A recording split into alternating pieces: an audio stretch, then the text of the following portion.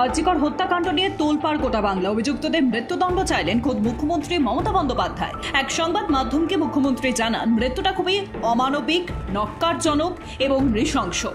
Junior ডাক্তাররা যে দাবি জানাচ্ছে তা সঙ্গত। প্রশাসনকে নির্দেশ দিয়েছি ফার্স্ট ট্র্যাক কোর্টে কেসটা গিয়েছে, একেবারে ফাঁসির আবেদন জানানো হোক। পাশাপাশি সিবিআই তদন্তে রাজ্যের কোনো আপত্তি নেই বলে জানিয়েছেন তিনি। তরুণী চিকিৎসকের অস্বাভাবিক মৃত্যুকে কেন্দ্র করে দফায় দফায় বিক্ষোভে উত্তপ্ত আরজিকর মেডিকেল হাসপাতালের চত্বর। আন্দোলনকারীদের দাবি, অবিলম্বে এই ঘটনায় দোষীদের শাস্তি দিতে হবে। শাস্তির দাবিতে সরব হলেন খোদ মুখ্যমন্ত্রী। শুক্রবার ঘটনার খবর পাওয়ার পরই মৃতার বাবাকে ফোন করেছিলেন মুখ্যমন্ত্রী মমতা বন্দ্যোপাধ্যায়। আদালতের নির্দেশ সত্ত্বেও ইকবালপুরে ভাঙা হয়নি বেআইনি নির্মাণ। কলকাতা পৌরসভার ভূমিকায় অসন্তুষ্ট কলকাতা হাইকোর্ট। আদালতের প্রাথমিক পর্যবেক্ষণে বিচারপতি অমৃতা সিনহার মন্তব্য, বারবার নির্দেশ সত্ত্বেও বেআইনি বাড়ি ভাঙতে ব্যর্থ পৌরসভা, যেখানে রাতারাতি বাড়ি তৈরি হয়ে যায় আর ভাঙতে বছর ঘুরে যায়। ইকবালপুরের ডেন্ট মিশন রোডে একটি 6তলা বেআইনি নির্মাণ ভাঙতে মাস কয়েক আগে সময় বেঁধে দিয়েছিলেন বিচারপতি সিনহা, কিন্তু অভিযোগ আদালতের নির্দেশ সত্ত্বেও তা কার্যকর করা হয়নি। উপরন্তু বেআইনি নির্মাণ ভাঙতে আরো সময় চেয়ে হাইকোর্টের দ্বারস্থ হয়েছিলেন শাকিল আহমেদ সাগর নামে এক ব্যক্তি। তার প্রেক্ষিতেই ক্ষোভ প্রকাশ করেন বিচারপতি।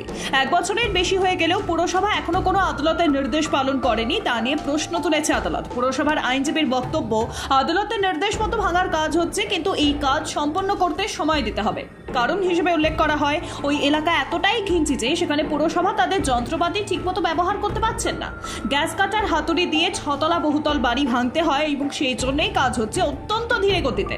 এই প্রসঙ্গে বিচারপতি বলেন, বাড়ি তৈরি রাতারাতি হয় আর ভাঙতে গেলে বছর ঘুরে যায়, যা কাজ সম্পন্ন করা যায় না। এদিন পুরসভার আইনজীবী আশ্বাস দিয়েছেন, আগামী 3 মাসের মধ্যে এই বাড়ি ভাঙার কাজ সম্পন্ন করতে হবে। তারপর বিচারপতি 5ই ডিসেম্বর পর্যন্ত সময় দিয়েছেন।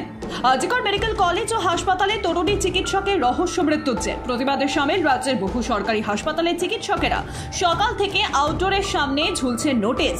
স্বাভাবিকভাবেই ব্যাহত চিকিৎসা পরিষেবা এবং তার ফলে স্বাভাবিকভাবেই বিপাকে দূর দূরান্ত থেকে চিকিৎসা করাতে আসা রোগী এবং রোগীর পরিবারের লোকজনেরা শনিবার সকাল থেকে বাঁকুড়া সম্মিলনী মেডিকেল কলেজ হাসপাতালে টিকিট কাউন্টারে তালা। কর্মবিরতিতে চিকিৎসকেরা, তাই সকাল থেকে আউটডোরে চিকিৎসা করাতে এসে চরম ভোগান্তির শিকার রোগী এবং রোগীর পরিবারের লোকজন। একই অবস্থা রামপুরহাট মেডিকেল কলেজ এবং হাসপাতালেও। কেউ এসেছিলেন টেস্ট করাতে, আবার কারোর সন্তানের পা ভেঙে গিয়েছে। চিকিৎসা করাতে এসে জানতে পারেন আরজি কাণ্ডের প্রতিবাদে কর্মবিরতিতে সামিল রামপুরহাট মেডিকেল কলেজ ও হাসপাতালের চিকিৎসকেরা। নজরে পড়ে আউটডোরে ঝুলছে কর্মবিরতির নোটিশ। জরুরি এবং প্রসূতি বিভাগ ছাড়া কোথাও হচ্ছে না চিকিৎসা। তার ফলে ভোগান্তির শিকার রোগী এবং রোগীর পরিবারের লোকজন। বহরমপুরে তৃণমূলের জেলা সভাপতিকে প্রকাশ্যে থাপ্পড় পুলিশের।